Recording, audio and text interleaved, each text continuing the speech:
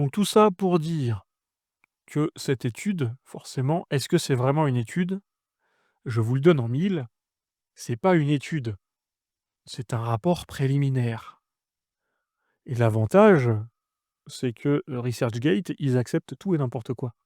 Donc le rapport préliminaire, on peut le consulter et on peut le lire et on peut voir et ça, c'est vraiment capital, c'est capital, pour identifier si, une méthode est la bonne ou non. C'est très simple, il y a une technique assez particulière, mais je vais vous citer leur auteur, hein, parce que enfin leurs auteurs, parce que c'est 3 personnes, c'est 3 femmes d'ailleurs, hein, qui ont mis au point cette technique. 3 femmes que vous connaissez peut-être, qui ont monté un groupe qui s'appelle Untricks, parce que la méthode c'est, How It's Done, Done, Done. Je vous invite à écouter ce morceau que j'aime particulièrement. Donc comment est-ce que c'est fait? Parce que c'est ça qui compte dans une étude, c'est comment est-ce que c'est fait. Là, l'auteur et salut, Peace. L'auteur il a émis l'hypothèse que la pyramide est bien plus vieille que prévu. Est-ce que je vous spoil tout de suite qui est l'auteur ou pas? Oui, on va en parler tout de suite parce que c'est important pour la méthode de savoir qui écrit. On a ce rapport préliminaire à une datation absolue de la pyramide de Khufu. Ça jusque-là, rien de particulier, hein, la pyramide de Khufu ou Khufu, c'est la pyramide de Khéops. C'est un des nombreux noms de Khéops. Alberto Donini, eh ben, c'est quelqu'un qui, a pas publié grand-chose, on va pas se mentir là-dessus. Ce qu'on retrouve sur ResearchGate, c'est qu'il a participé au World Paleoastronautics Symposium dans le cadre de conférences sur les mystères des civilisations anciennes. Alors, il faut savoir que le World Paleoastronautics Symposium, contrairement à ce que son nom indique, et bah, c'est pas du tout un truc scientifique. C'est une réunion de conspi qui vont réfléchir, à la paléoastronomie en faisant se calquer les sites anciens avec les étoiles aujourd'hui. Bon, déjà, c'est un souci parce que vous le savez sûrement si vous avez suivi la révélation des pyramides ou si vous avez des connaissances en astronomie, on a ce qui s'appelle la précession des équinoxes. Ce qui fait que les étoiles sur lesquelles on est aligné aujourd'hui ne sont pas les étoiles sur lesquelles on était aligné il y a 6000 ans, par exemple, ça bouge un petit peu et en plus, bah, à l'époque, se baser sur le mouvement des astres pour construire, c'est juste normal. Donc on a des gens qui s'intéressent à la paléoastronomie, même, pardon, plutôt à la paléoastronautique, parce que c'est dans leur nom, hein, Paléoastronautics. Alors, l'astronomie, vous voyez ce que c'est. L'astronautique, est-ce que ça voudrait pas dire que, qu'il y a des astronautes qui seraient venus à des époques très anciennes pour influencer toutes les civilisations connues? Parce que et c'est ce qu'on retrouve beaucoup dans les théories alternatives, hein, c'est que les civilisations anciennes, même si oui, Terra va me taper parce que j'ai dit civilisation, mais eux, ils appellent ça civilisation, c'est pour ça que j'utilise le terme. Mais les cultures anciennes, forcément, elles étaient un peu trop bronzées au goût des suprémacistes, donc elles ont pas pu être capables de construire des trucs de fou. Le problème que ça pose, c'est que, bah, déjà c'est raciste et puis c'est imaginer que nos ancêtres sont des boulets, ce qui n'est absolument pas le cas. Les gars étaient doués et voilà, tout simplement. Donc on a ce symposium. Alors j'ai pas trouvé de programme, j'ai pas fouillé plus que ça, je vous avouerai. Je me suis renseigné sur ce que c'était, mais en gros, il s'intéresse à ce qu'on appelle l'hypothèse des anciens astronautes, le néo-évémérisme. Comme quoi des extraterrestres seraient venus pour nous aider. Et en gros, on a donc des Hitites qui auraient visité la Terre pendant l'Antiquité. Ces visites expliquent certaines constructions anciennes ou mythologiques, ou certaines mythologies d'ailleurs, et l'approche est souvent liée, donc à des livres grand public et à des documentaires sensationnalistes, type Bâtisseurs de l'Ancien Monde, La Révélation des Pyramides, L'Autre Terre des Dieux, le Tertre Sacré, Le Code des Pyramides et autres conneries. Fatalement, il y a pas de méthode, tout sort, tout sort de n'importe quoi. Heu, alors, Asimov, c'est pas les Phillips, c'est les Phillies de Philadelphie, mais c'est pas les Phillips. Donc tout sort de leur cul, hein. Il y a pas de méthode propre et on le voit quand ils publient des trucs comme ça et bah, c'est dommage, mais en fait, ça pue la merde. Comment on sait que ça pue la merde? Tout simplement parce que l'auteur, il est convaincu que les pyramides sont une construction extraterrestre et donc pour lui, il faut trouver des éléments qui vont pouvoir, dater la pyramide de bien plus vieux que ça, et ce qu'on voit dans la pyramide, ouais, en plus je peux scroller, vous voyez? Donc, en gros, hein, je vais on va en parler vite fait, mais donc dans l'article, l'ingénieur Alberto Donini présente une méthode innovante. Donc là, c'est lui qui parle de lui-même, hein, donc que vous soyez pas étonnés, il se lance beaucoup de fleurs. Méthode innovante, la méthode d'érosion relative, REM, qu'il a développée afin de déterminer la date de construction de structures anciennes. Il applique, cette méthode à la pyramide de Khéops sur le plateau de Gizeh. Est-ce possible que la datation archéologique actuellement admise de ce monument égyptien antique soit incorrecte? Il est également possible que les datations alternatives proposées par divers chercheurs soient elles aussi erronées. Donc le mec, il défonce tout le monde, hein. Que ce soit les chercheurs actuels académiques, qui font bien leur travail, on va vous expliquer pourquoi derrière, mais il défonce aussi, les alternatifs, et ça, c'est rigolo. Si jamais, vous voulez défendre ces hypothèses-là ou, venir poser des questions parce qu'il y a des trucs sur lesquels je vais trop vite, n'hésitez pas à monter. Parce que, je vais sûrement aller un petit peu vite et parler peut-être de vocabulaire, chelou. Donc, posez vos questions, n'hésitez pas. Et comme je lis le PDF, sur mon écran, et pour pas regarder le PDF là, je l'ai mis sur celui-là, mais ça vous cache un peu. Donc, voilà, méthode, exactement le québécois, une méthode développée par lui-même. Par contre, je me rends compte que, le chat est dégueulasse et que, bah, vous voyez pas le chat, moi pour mon replay, ça va être chiant. Désolé, je fais une petite modif. J'ai essayé de faire un setting un peu à la Dogmeos, mais je suis une grosse merde en setting, donc ça marche pas. Si je fais ça, non, ça c'est dégueulasse aussi. Ça, est-ce que c'est mieux? Ah ouais, c'est bien ça, ça c'est mieux. Ça fait un peu plus gaming, mais on voit le truc, c'est tout ce qui compte. Donc ouais, il a développé une méthode, lui-même, et donc la méthode d'érosion relative, ça repose sur le rapport entre 2 types d'érosion affectant le même type de roche au même endroit. En gros, vous regardez 2 pierres, 2 roches, une, qui a pas été trop abîmée, une autre qui a été abîmée, et résultat, résultat, vous pouvez regarder à quel point elle a été abîmée et vous pouvez essayer d'identifier la date réelle. Enfin, vous faites une différence de datation par l'érosion. Enfin, c'est systématiquement débile, mais on va en reparler de pourquoi c'est débile. Notamment, si je vous retrouve quelques photos, je vais vous expliquer pourquoi c'est gênant. Il a étudié 2 types d'érosion. Donc une érosion, voilà, de piqûre, voilà. Donc c'est une dégradation assez ponctuelle qui produit des petites cavités ou des trous à la surface. Alors, ça peut être produit par pas mal de choses, hein, sur du calcaire. Heu, Ça peut être produit par de l'eau qui tombe toujours au même endroit.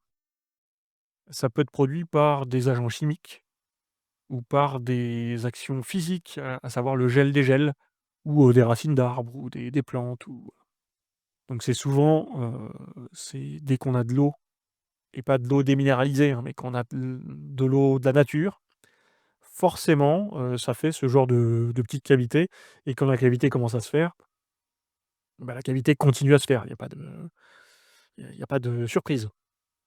Mais il a aussi étudié l'érosion uniforme. Donc ça, c'est l'érosion que vous pouvez voir, quand une pierre va se polir ou se lisser en surface. Donc c'est ce qu'on voit à droite là sur la petite image. C'est une érosion qui est pas uniquement due, à l'eau, au vent, au sable, à la gravité, c'est aussi, dû à l'activité humaine surtout. Mais pour lui, il va étudier ces 2 types d'érosion.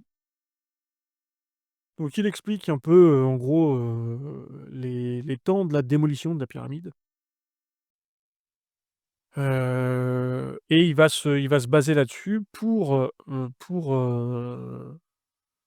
déterminer qu'il y a des roches qui étaient couvertes. Alors peut-être que je peux vous trouver la photo dans son truc, touc touc touc, voilà. Là, c'est assez, c'est de toute beauté.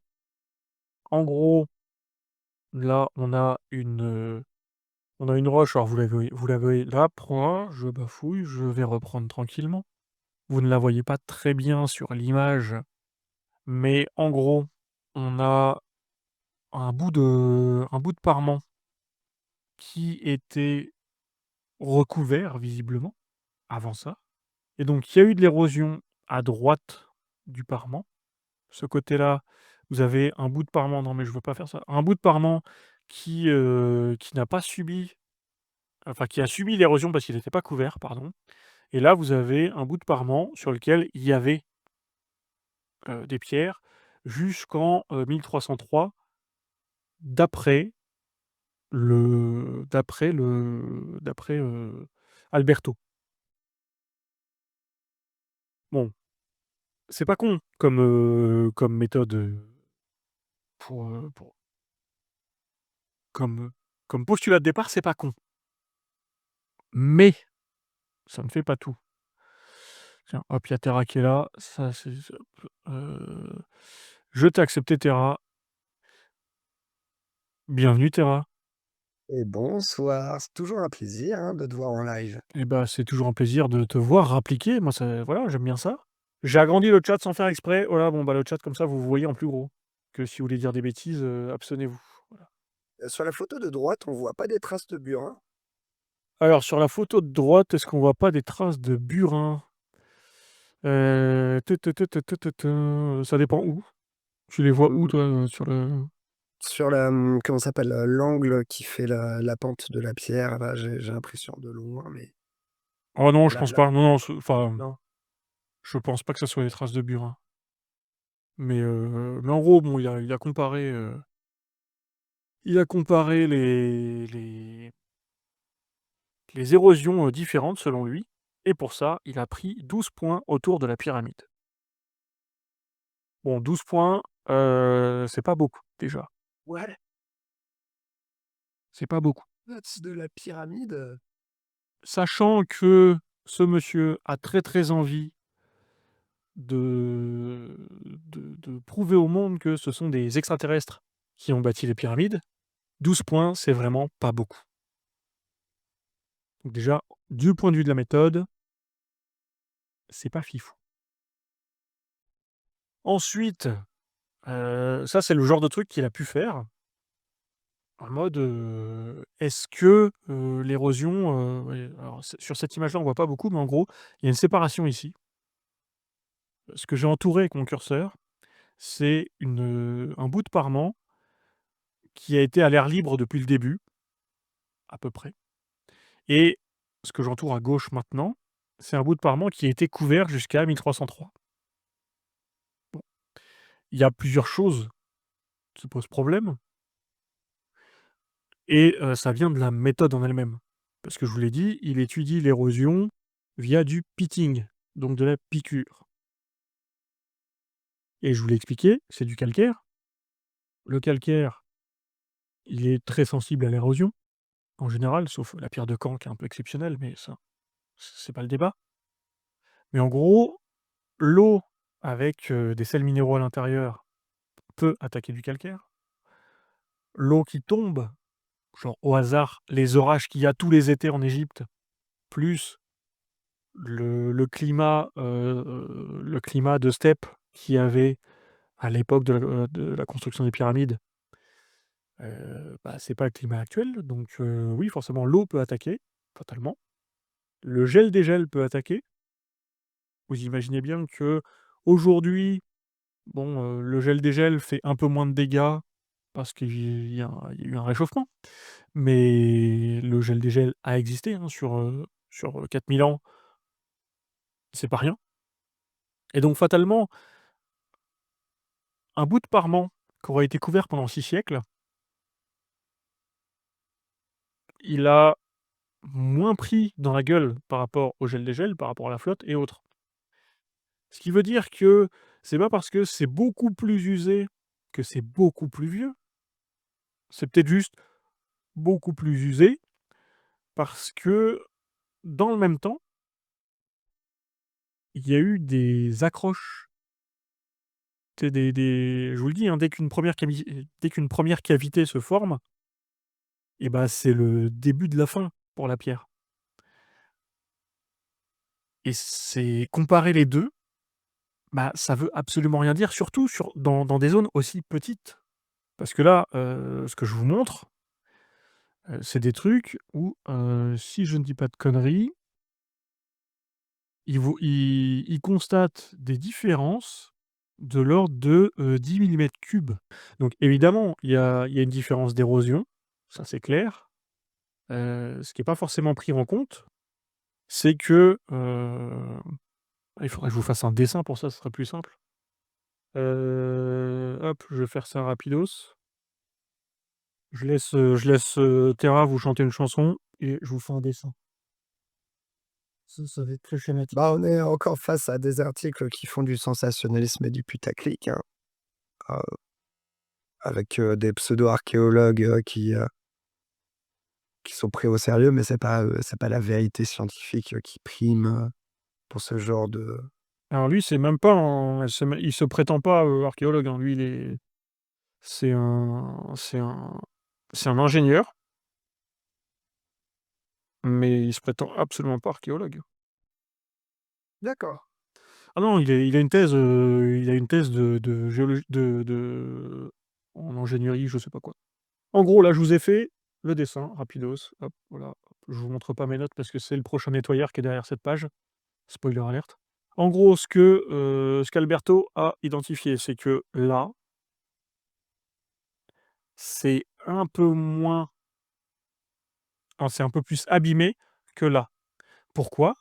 Parce que là, avant, il y avait un parement. Donc l'eau qui est tombée là-dessus et ben, elle a abîmé ça, pendant que la même eau abîmait ça et donc pour lui, il fait la différence entre ça et ça lui donne une durée. Sauf que ce qu'il néglige beaucoup, c'est que l'eau qui tombe là-dessus, elle meurt pas là-dessus, elle ruisselle et donc forcément, l'eau se retrouve là.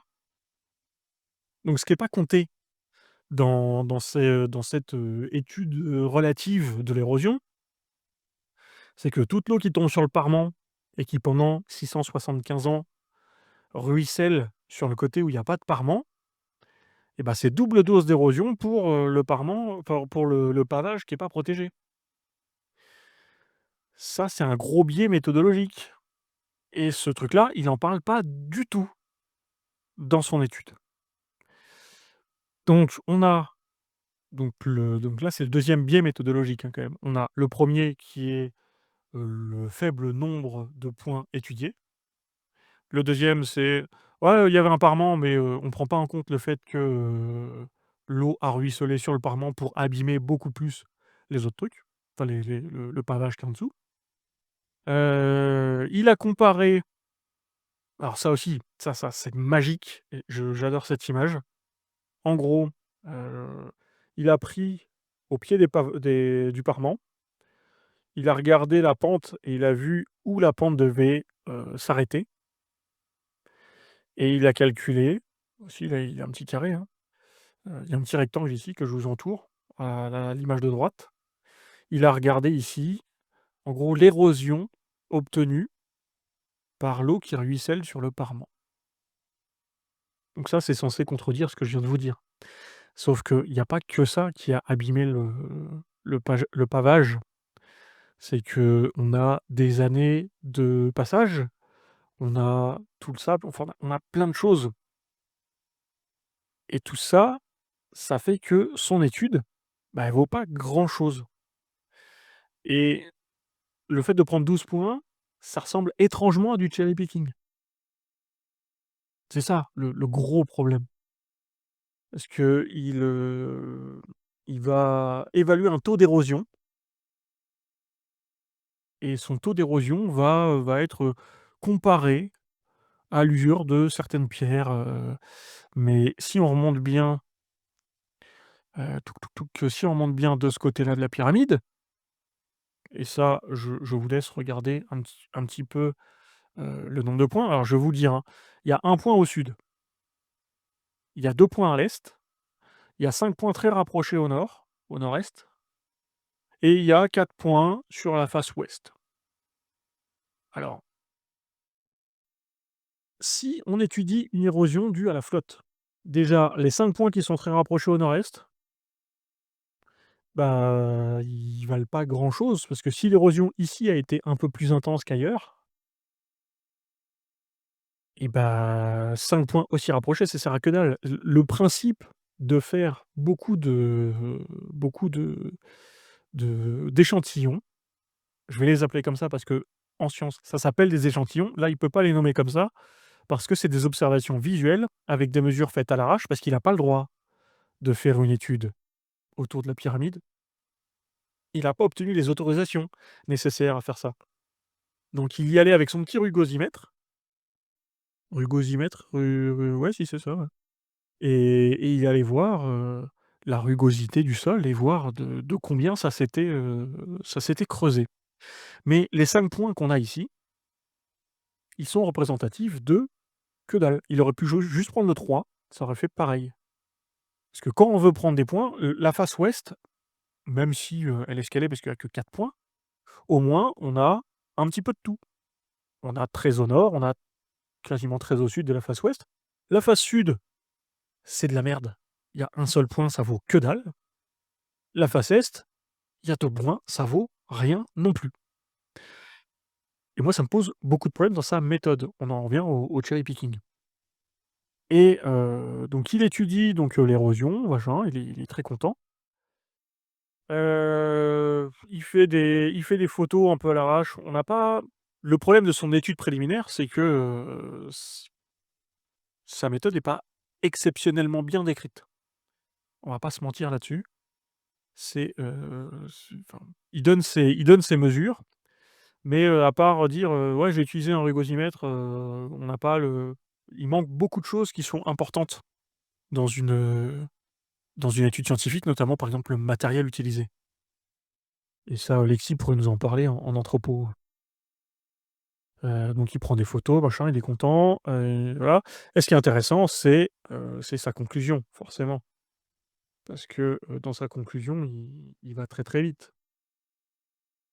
Et il commence quand même ses conclusions sont préliminaires et nécessitent des études complémentaires et des mesures additionnelles et ça devrait être étendu à toutes les structures et bâtiments du plateau de Gizeh. Ça là-dessus, moi je suis entièrement d'accord avec lui.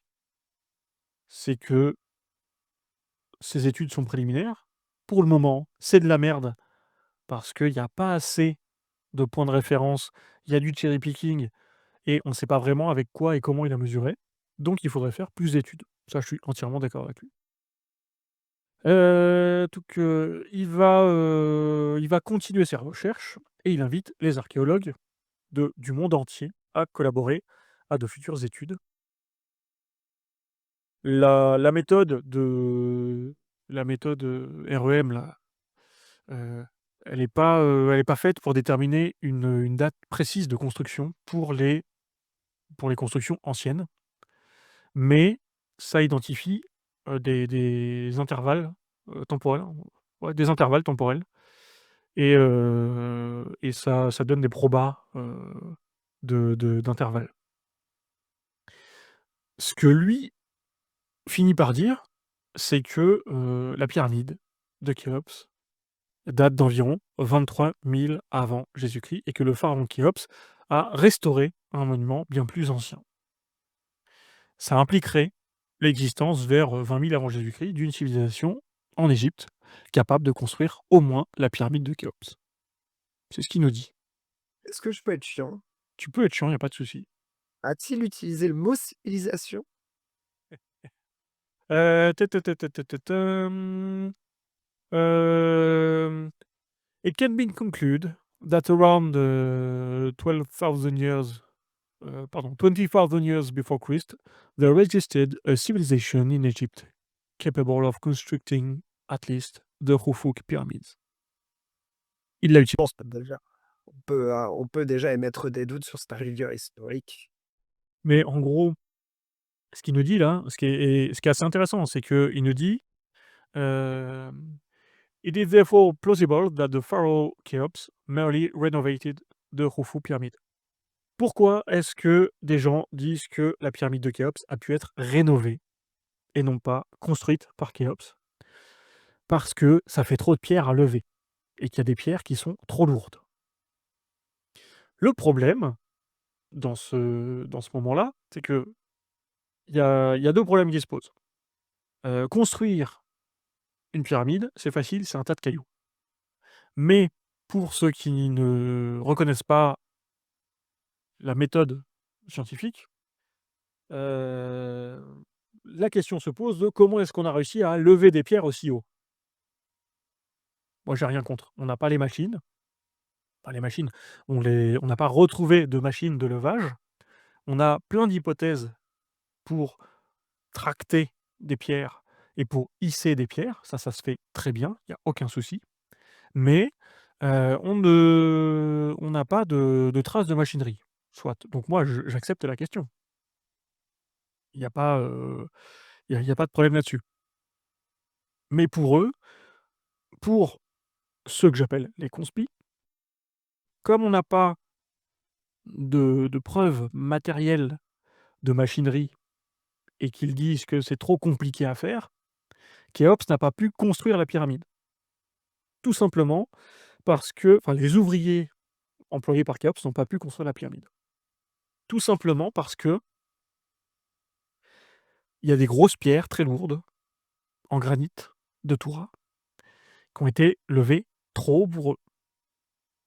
Pas de souci. Ça là-dessus, j'entends la critique. À ça, j'oppose le fait que dans les chambres de décharge, qui sont au-dessus de la chambre du roi, est-ce que je peux vous trouver une illustration de la pyramide, ouais, je pourrais, là, j'ai un peu la flemme, mais en gros, là, dans la pyramide, vous avez, la chambre souterraine, la chambre de la reine, la chambre du roi.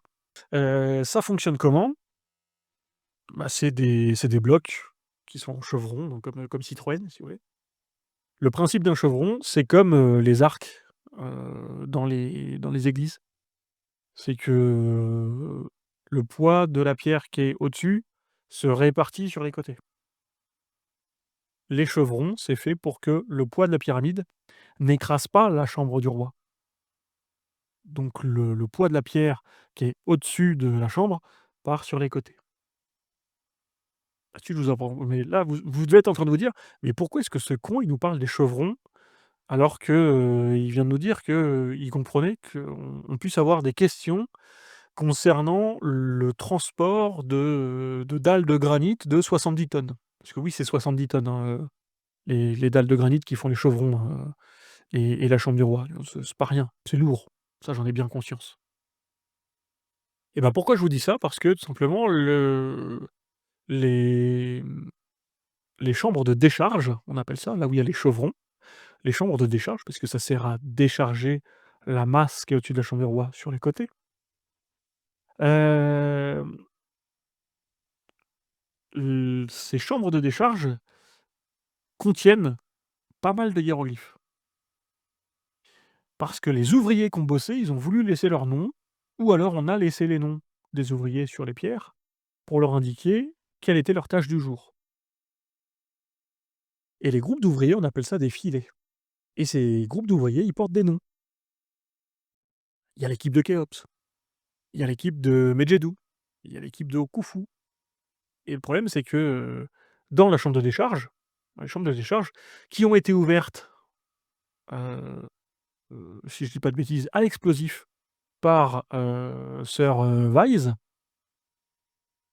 ce qui prouve bien qu'on ne les a pas ouvertes avant.